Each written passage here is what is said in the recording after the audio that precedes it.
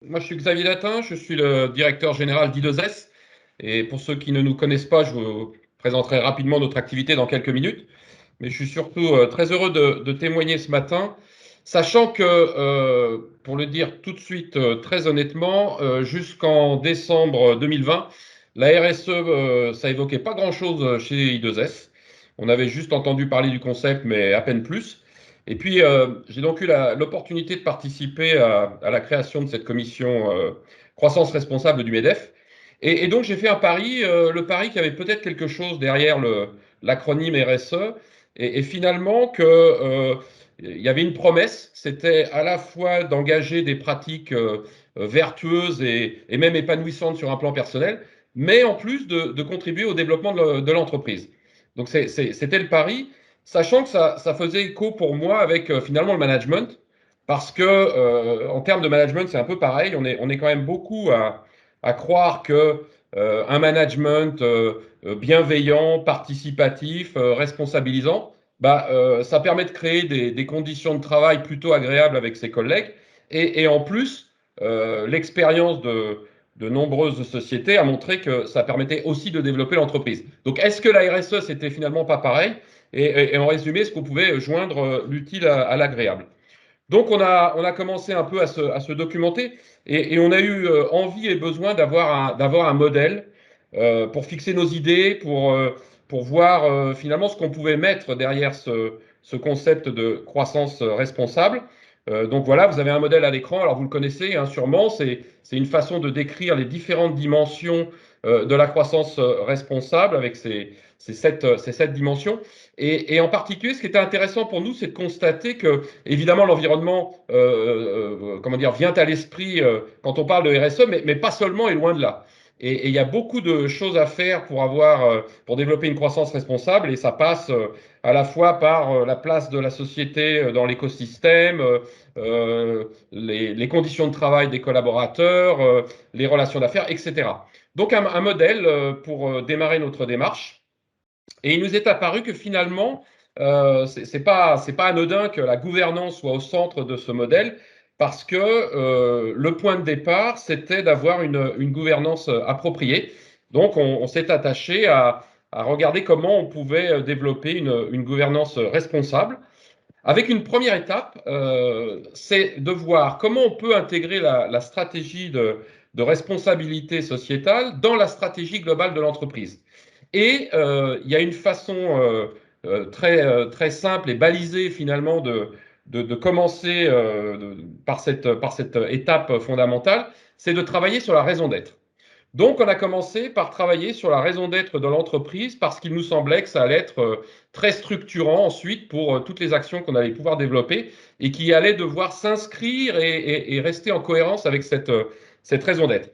Donc, pour vous expliquer un peu le travail qu'on a fait, c'est là que je vais vous donner un peu quelques informations sur la société I2S pour que vous compreniez comment on est parti de notre stratégie vers une raison d'être qui nous permettrait d'avancer, d'aller plus loin dans une démarche de croissance responsable.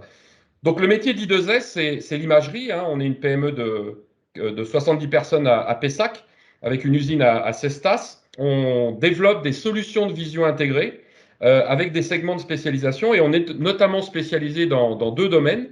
On a une offre de scanners de livres et de bibliothèques numériques qui s'appelle Digibook. Donc, on vend des scanners de livres pour les bibliothèques nationales, pour les archives, les musées. Donc, avec un réseau de distributeurs, on vend ces scanners dans 80 pays. Et puis, l'autre activité de spécialisation, c'est le domaine médical, où on s'est spécialisé, là encore, parce que le domaine médical est très large et l'imagerie, finalement, intervient dans beaucoup d'applications, dont certaines qui ne nous concernent pas, par exemple, tout ce qui tourne autour du rayon X. Nous, on est plutôt dans des systèmes d'imagerie qui vont du visible à l'infrarouge ou jusqu'au terahertz. Et on s'est spécialisé dans des appareils portables 2D ou 3D. Par exemple, à l'écran, là, vous avez l'exemple d'un scanner intraoral qui permet de modéliser un dentier en 3 dimensions, ou des systèmes d'analyse biologique, avec là, à l'écran, encore une fois, un antibiogramme et puis un automate à droite qui vient surveiller les embryons. Donc voilà, nos métiers, et notre stratégie, c'était de développer des solutions de vision intégrée dans des segments de spécialisation. Et l'étape d'après, c'était de voir comment on pouvait revoir finalement la stratégie ou la compléter ou l'orienter, la guider dans une démarche de croissance responsable. Donc on a fait appel à des expertes. Hein. On a souhaité se faire aider pour identifier la raison d'être de I2S. Donc vous les avez à l'écran. Donc Fabienne Verluis du cabinet Félix Associés, qui avait travaillé avec nous dans le passé sur la définition de nos valeurs et de la mission. On n'appelait pas encore ça raison d'être. Il n'y avait pas encore cette dimension de croissance responsable. On parlait de vision, de mission. Et puis Alexandra Nelken du cabinet Exalt You, qui est spécialisée dans ce domaine-là. Et donc, elles nous ont aidés à travailler sur le sujet. Alors, ça a été finalement un travail d'une journée en atelier avec des gens qui avaient spontanément voulu participer à l'atelier, mais qui avaient auparavant interrogé tous nos collègues pour avoir leurs avis sur ce sujet de la raison d'être d'I2S. Et ça a été un exercice vraiment intéressant pour moi parce que j'arrivais avec des idées évidemment sur la raison d'être d'I2S et sa formulation, mais j'ai vraiment été surpris par le résultat auquel on est arrivé, que je vais vous donner maintenant, qui est pour moi vraiment une expression excellente de ce que l'on veut faire. Donc voilà la raison d'être d'I2S, comment on a transformé finalement notre stratégie en une raison d'être qui permet, à notre avis, de s'engager dans une croissance responsable. Donc ça exprime à la fois ce qu'on sait faire, donc la première partie de la raison d'être, c'est vraiment ce qu'on sait faire, c'est-à-dire capter une image, sublimer l'image par des algorithmes de traitement qui vont permettre d'aller chercher l'information dans cette image et en valoriser l'usage. Ça, c'est ce qu'on sait faire. Par contre, on ne le fait pas n'importe où, et c'est là où on voit déjà l'impact de la raison d'être sur nos activités. On ne va pas vouloir réaliser des systèmes d'imagerie dans n'importe quel domaine et pour n'importe quelle application.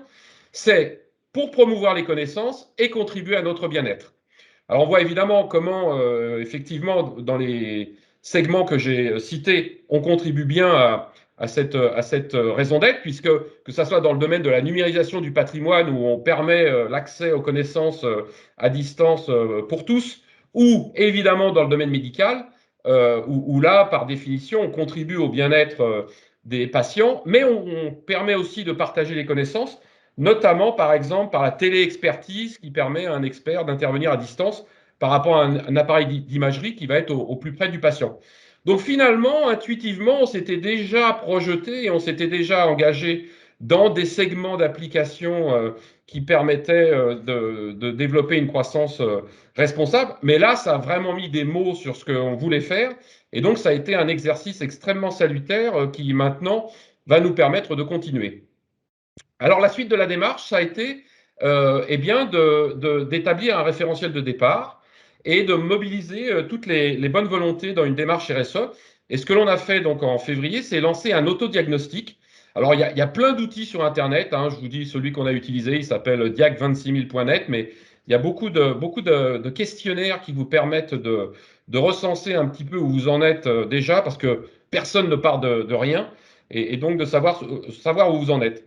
Et le résultat du diagnostic se présente de la façon suivante, donc une note par les collaborateurs de l'entreprise sur les 7 dimensions, avec des questions qui viennent préciser dans chaque dimension ce que l'on a déjà fait.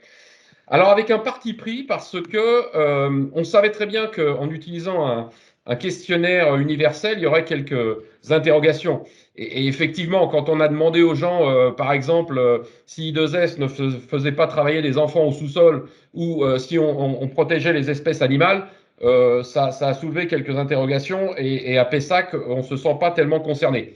Mais on a quand même fait le parti pris en expliquant évidemment qu'il y avait des questions auxquelles on n'était pas forcément capable de répondre, mais ça nous permettait d'abord, par la suite, de nous focaliser sur les questions pertinentes.